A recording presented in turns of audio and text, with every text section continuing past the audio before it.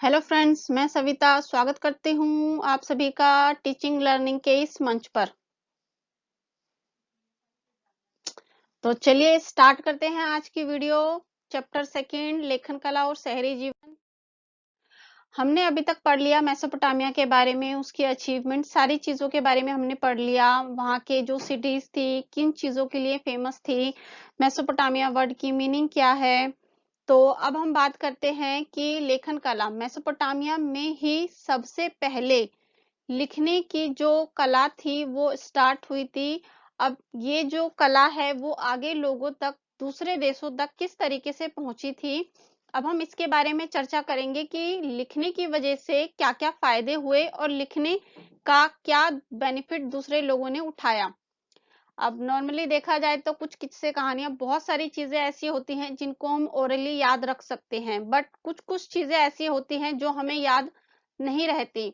जैसे कि विज्ञान हो गया, गणित हो गया, बहुत सारे डॉक्यूमेंट्स ऐसे होते हैं, किताबें ऐसी होती हैं जिनको ओरली याद नहीं किया जा सकता। जब नॉर्मली देखते हैं हम, पहले के समय में जब पढ़ाई होती थी तो गुरु क्या थे, पढ़ा देते थे, ओरली एजुकेशन दे देते थे और फिर एग्जाम होते थे। बट आज के टाइम में अगर देखा जाएगा तो अगर बच्चे को 1 घंटे की क्लास ओरली पढ़ा दी जाए और उसके बाद कोई रिटर्न बुक्स, डॉक्यूमेंट्स, कुछ भी चीज ना दी जाए उसे, तो उस 1 घंटे की क्लास में से कितनी ऐसी चीजें होंगी जो उसे याद रहेंगी, और जब एग्जाम आता है तो कितना पेपर कर पाएगा बिना रिटर्न डॉक्यूमेंट्स के या बिना रिटर्न चीजों के। तो लिखा हुआ होना बहुत इम्पोर्टेंट होता है, क्योंकि हर चीज जो है वो हमें याद नहीं रह सकती। कुछ चीजें ऐसी हैं, कुछ किताबें ऐसी हैं या कुछ कानूनी दस्तावेज हो गए, बहुत सारी चीजें ऐसी हैं जिनका रिटर्न में होना बहुत जरूरी है, ताकि आगे आने वाली पीढ़ी को वो नॉलेज रिटर्न के रूप में दिया जा सके और किसी तरीके की उन्हें परेशानी ना हो। क्योंकि अगर ओरली सारी चीजें चलेंगी तो आगे प्रॉब्लम हो सकती है उसको समझने में, और जरूरी नहीं है कि जो हम बोल रहे हैं वो आगे आने वाली पीढ़ी उसी तरीके से उस चीज को ले। तो इसलिए बहुत सारे ऐसे जो स्टूडेंट्स थे उनको इतना ज्यादा संपन्न बनाया जाता था बौद्धिक रूप से, मतलब पढ़ाई लिखाई में, इतनी सारी चीजों में, जिसकी वजह से कि वो अपने नॉलेज को आगे आने वाली पीढ़ी को दे सके। उन्होंने पढ़ाई लिखाई की होगी स्टूडेंट्स ने, फिर उन्होंने कुछ किताबें वगैरह लिखी होंगी।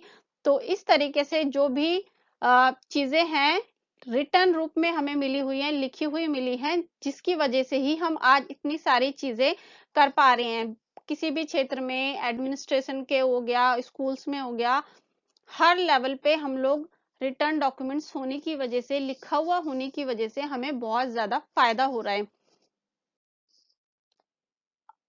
कालगणना जो है मेसोपोटामिया में, जो कालों का गणना की गई है वो भी लेखन कला की ही देन है। जब मेसोपोटामिया के लोगों को लिखने की जरूरत पड़ी, उनको हिसाब किताब लगाने की जरूरत पड़ी, जिसकी वजह से उन्होंने मिट्टी की पट्टिकाओं पर लिखा और सरकंडे की तिल्ली जो है उसकी हेल्प से बहुत सारे चिन्हों को बनाया, ताकि उनकी लिपिक यूनिफॉर्म थी, जो लोगों के लिए समझने के लिए थोड़ी सी डिफिकल्ट थी, बट फिर भी उन्होंने इस चीजों को किया। इसी तरीके से धीरे धीरे इसी क्षेत्र में और ज्यादा डेवलपमेंट होती गई रिटर्न चीजों में। तो आगे जाके एक टाइम ऐसे आया कि मेसोपोटामिया के लोगों ने कालगणना भी कर ली कि एक साल के अंदर 12 महीने होंगे। उनका डिवीजन 12 मंथ में, एक महीने के अंदर 4 हफ्ते होंगे, और एक दिन के अंदर 24 घंटे होंगे, 1 घंटे के अंदर 60 मिनट होगा, और सूरज चंद्रमा की स्थितियों का पता लगाना, ये सारी की सारी जो चीजें हैं ये लेखन कला की वजह से ही पॉसिबल हो पाई हैं।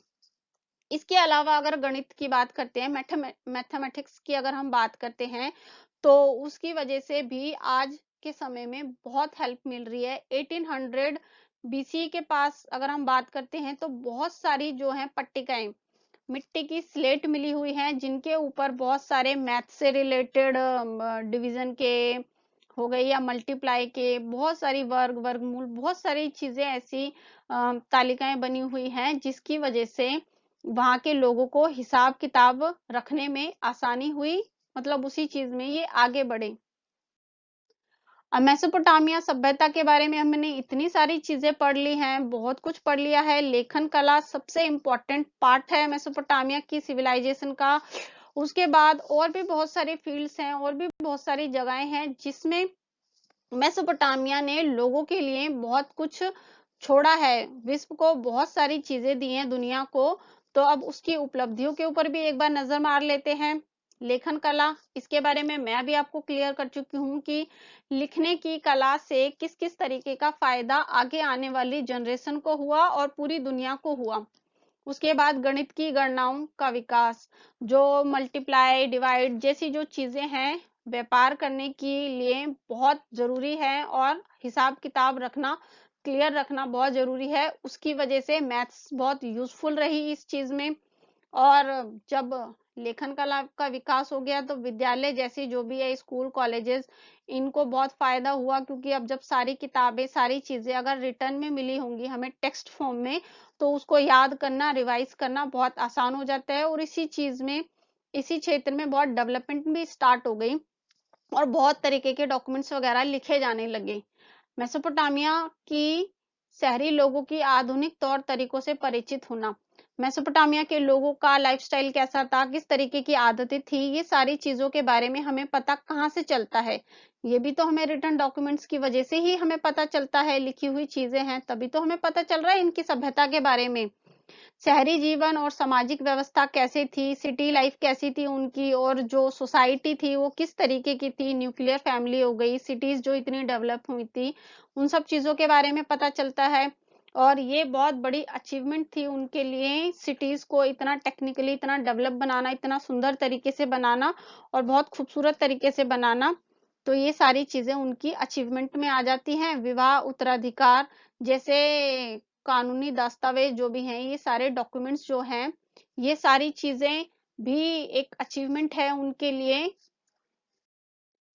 अब मेसोपोटामिया में जो है मोहर, एक शहरी शिल्पकृत मिली है, मतलब एक मोहर मिली है जिसके ऊपर जो है पिक्चर्स वगैरह बनी हुई हैं। ये एक अचीवमेंट है मेसोपोटामिया की। और 5000 बीसी के तक, 5000 ईसा पूर्व तक मेसोपोटामिया में जो है सिटीज डेवलप होने लगी थी, लोगों ने घर बनाने स्टार्ट कर दिए थे।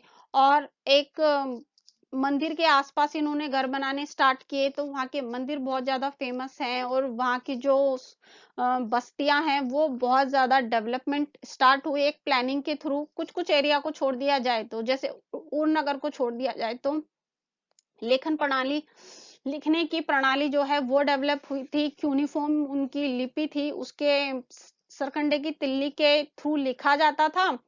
इसके अलावा शहरीकरण का महत्व, मेसोपोटामिया में व्यापार बहुत इंपॉर्टेंट था। वारका सीर्स के बारे में हम लोग पढ़ते हैं कि कैसे मेसोपोटामिया के लोगों ने खनिज संसाधनों की कमी होते हुए भी, मिनरल रिसोर्सेज की कमी के बावजूद भी दूसरे देशों से सामान मंगाया, उनके साथ व्यापार करना स्टार्ट किया। और इस तरीके से एक स्त्री का शीर्ष जो भी है उरुकनगर में मिला है, उसको बनाया, इतने सुंदर तरीके से बनाया गया है। ये है वो शीर्ष। कुम्हार के चाक का इस्तेमाल भी किया गया, जो कि प्रौद्योगिकी के क्षेत्र में बहुत ही बड़ा चेंज था, युगांतकारी परिवर्तन था। जब बर्तन वगैरह मिट्टी के बनाए जाने लगेंगे, बहुत बड़े लेवल पे बनाए जाएंगे, तो उनके अंदर सामान को स्टोर करके रखा जा सकता है। और जो व्यापार कर रहे हैं तो व्यापार करते समय भी इन चीजों के अंदर सामान को डालकर भेजा जाता है, ताकि व्यापार आसानी से हो जाए। क्योंकि अगर बर्तन ही नहीं होंगे तो हम सामान को किस चीज के अंदर स्टोर करके रखेंगे। तो ये भी एक बहुत बड़ी अचीवमेंट थी। अब मेसोपोटामिया सभ्यता का किस तरीके से एक बार धीरे धीरे, मतलब उसके बाद किस तरीके का हालात हुए थे।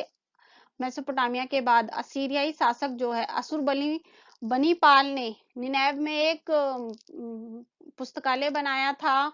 और पोलासर जो है उसने 625 ईस्वी में बेबीलोनिया को असीरियाई अधिपत्य से मुक्त कराया। उसके बाद 331 तक आते आते सिकंदर ने जो है बेबीलोन को पराजित कर दिया। और एक जो कि 331 तक बेबीलोन जो है बहुत ही इंपॉर्टेंट सिटी बना रहा था मेसोपोटामिया की। नेबोनिडस जो है उसने भी बेबीलोनिया का, ये जो है ये भी बेबीलोनिया का सबसे लास्ट अंतिम रूलर था। तो इस तरीके से मेसोपोटामिया की जो सभ्यता थी उसने लोगों को, दुनिया को बहुत सारी अपनी जो भी इन्होंने उपलब्धियां पाई थी उससे लोगों को भी काफी हेल्प मिली। लेखन कला की वजह से इस सिटीज उनकी थी बहुत डेवलप थी। तो कहीं ना कहीं सोसाइटी को, विश्व को उन्होंने बहुत सारी इंपॉर्टेंट चीजें दी। तो आज की वीडियो तो यहीं खत्म होती है। अब अगला क्वेश्चन है आपके लिए इस वीडियो पर बेस्ड, वारका शीर्ष उड़नगर से प्राप्त हुआ है, ये स्टेटमेंट सही है या गलत है? इसका आंसर आपको मुझे कमेंट सेक्शन में देना है।